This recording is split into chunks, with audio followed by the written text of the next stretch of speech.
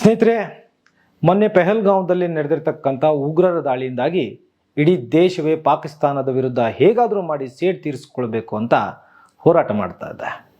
ಎಲ್ಲರೂ ಕೂಡ ಯಾವಾಗ ಯುದ್ಧ ಅಂತ ಕೇಳ್ತಾ ಇದ್ದಾರೆ. ಹಲವಾರು ಜನ ಯುದ್ಧ ಬೇಡ ಅಂತ ಹೇಳ್ತಾ ಇದ್ದಾರೆ. ಈ ಒಂದು ಚರ್ಚೆಯ ಮಧ್ಯೆ ಇನ್ನೊಂದು ದೊಡ್ಡ ದುರಂತ ನಮ್ಮ ದೇಶದ ಒಳಗಡೆ ನಡೆಯುತ್ತೆ. ಈ ವಿಚಾರ ನಿಮ್ಗೆ ಯಾರಿಗಾದರೂ ಗೊತ್ತಾ ಸ್ನೇಹಿತರೆ? ಗೊತ್ತಿಲ್ಲ ಅಲ್ವಾ? ನಾವೆಲ್ಲ ಪಾಕಿಸ್ತಾನದ ಮೇಲೆ ಯುದ್ಧ ಹೇಗೆ ಮಾಡಬೇಕು ಅನ್ನೋ ಒಂದು ಯೋಚನೆಯಲ್ಲಿರುವಾಗ ಮುಂಬೈಯಲ್ಲಿರ್ತಕ್ಕಂಥ ಇಡಿ ಕಟ್ಟಡ ಅದು ಸುಮಾರು ರಾತ್ರಿ 2:30 ಗಂಟೆಗೆ ಬೆಂಕಿ ತಗಲತ್ತೆ. ಅಗ್ನಿ ಅವಘಡ. ಅಲ್ಲಿ ಎಷ್ಟು ಜನರ ಫೈಲ್ ಇತ್ತು ಅಂತ ಹೇಳೋದಾದ್ರೆ, ಒಂದು ಮೆಹಲ್ ಚೋಕ್ಸಿ, ಇನ್ನೊಂದು ನೀರವ್ ಮೋದಿ, ಇನ್ನೊಂದು ಚುಗನ್ ಭುಜ್ಬಾಲ್. ಇವರ 14,000 ಕೋಟಿಗೂ ಹೆಚ್ಚು ಏನು ನಮ್ಮ ದೇಶಕ್ಕೆ ಪಂಗನಾಮ ಹಾಕಿ ಬೇರೆ ದೇಶದಲ್ಲೂ ಹೋಗಿ ತಲೆಮರೆಸ್ಕೊಂಡಿದಾರಲ್ಲ, ಇವರ ಕಡತಗಳು ಅಲ್ಲಿ ಸುಟ್ಟು ಭಸ್ಮ ಆಗಿದೆ. ಸತತ 10 ತಾಸು ಅಗ್ನಿಶಾಮಕ ದಳದವರು ಬೆಂಕಿಯನ್ನು ನಂದಿಸೋ ಕೆಲಸವನ್ನು ಮಾಡಿದ್ದಾರೆ. ಇದು ಎಷ್ಟು ಜನರಿಗೆ ಗೊತ್ತಿದೆ ಸ್ನೇಹಿತರೆ? ಯಾವುದೋ ಕೆಲವು ಒಂದೆರಡು ಮಾಧ್ಯಮಗಳಲ್ಲಿ ತೋರಿಸಿದ್ದು ಬಿಟ್ಟರೆ ಮತ್ತು ಯಾವ ಮಾಧ್ಯಮಗಳು ಇದನ್ನು ನಮ್ಮಲ್ಲೇ ಮೊದಲು ಬ್ರೇಕಿಂಗ್ ನ್ಯೂಸ್ ಅಂತ ಎಲ್ಲೂ ತೋರಿಸಲಿಲ್ಲ. ನಾವು ಇಲ್ಲಿ ದೇಶದೊಳಗೆ ಧರ್ಮವನ್ನು ಇಟ್ಕೊಂಡು, ಜಾತಿಯನ್ನು ಇಟ್ಕೊಂಡು ಎಷ್ಟು ಹೊಡೆದಾಡ್ತೀವಲ್ಲ, ಅಷ್ಟು ಹೊಡೆದಾಟ ಮಾಡಿದಷ್ಟು ಕೂಡ ಇಂತಹ ಅಯೋಗ್ಯರಿಗೆ, ಇಂಥ ಕಳ್ಳಭಾಕರಿಗೆ ದೊಡ್ಡ ಒಂದು ಅಮೃತ ಕುಡಿದಷ್ಟು ಸಂತೋಷ ಆಗುತ್ತೆ. ಬಿಡು, ನಮ್ಮ ದೇಶದಲ್ಲಿ ಯಾವಾಗ ನೋಡಿದ್ರು ಏನೋ ಒಂದು ಗಲಾಟೆಯಲ್ಲಿ ಇರ್ತಾರೆ, ನಾವಿಲ್ಲಿ ಏನಾದರೂ ಮಾಡ್ಬೋದು. ಆದರೆ ಬೆಂಕಿಗೂ ಕೂಡ ಗೊತ್ತಾಗುತ್ತೆ ನೋಡಿ, ಯಾರ ಫೈಲನ್ನು ನಾನು ಸುಡಬೇಕು ಅಂತ. ಅಂಥ ದುರಂತ ಪರಿಸ್ಥಿತಿಗೆ ನಾವು ಬಂದು ತಲುಪಿದ್ದೀವಿ.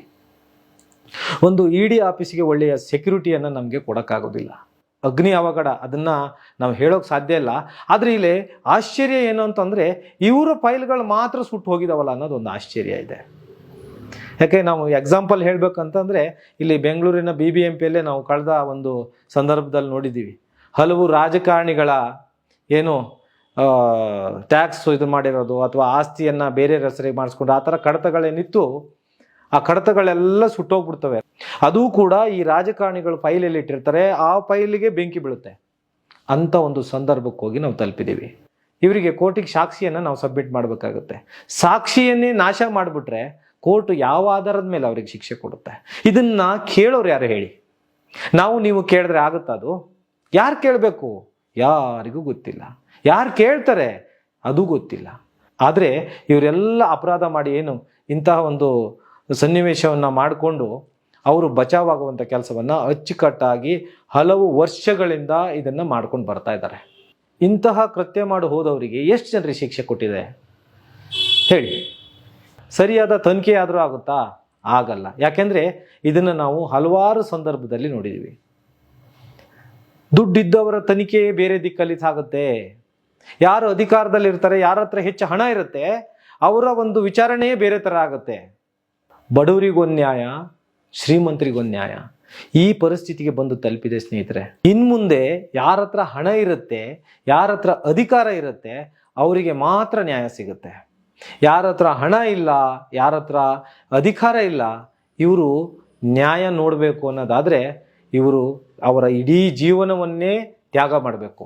ಆದರೂ ಕೂಡ ಅವರಿಗೆ ನ್ಯಾಯ ಸಿಗುವಂಥ ಯಾವುದೇ ಲಕ್ಷಣಗಳು ಇನ್ನು ಮುಂದೆ ಕಂಡು ಬರೋದಿಲ್ಲ. ಅಂಥ ಒಂದು ಸ್ಥಿತಿಗೆ ನಾವು ತಲುಪ್ತಾ ಇದ್ದೀವಿ.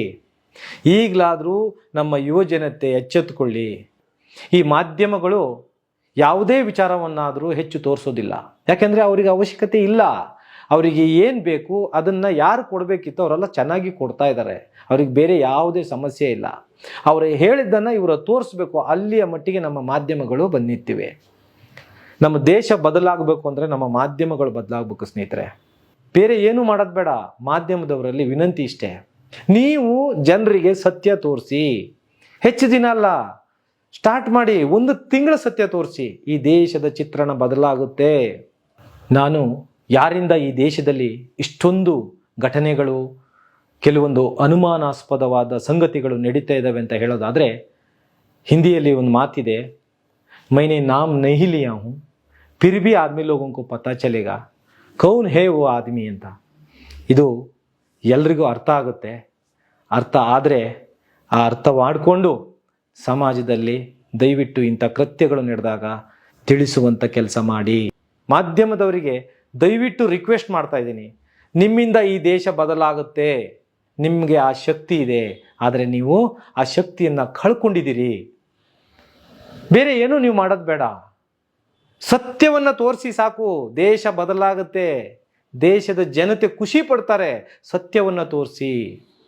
ಇತ್ತೀಚೆಗೆ ಬರುವ ಯಾವುದೇ ಒಂದು ವಿಷಯವನ್ನು ಕೂಡ ನಾವು ನಂಬಲಾಗದಷ್ಟು ನಂಬಿಕೆಯನ್ನು ಕಳ್ಕೊಂಡಿದ್ದೀವಿ. ಹಾಗಾಗಿ ಹೇಳ್ತಾ ಇದ್ದೀನಿ, ದಯವಿಟ್ಟು ಈ ವಿಚಾರವನ್ನು ಆದಷ್ಟು ಜನರಿಗೆ ಶೇರ್ ಮಾಡಿ.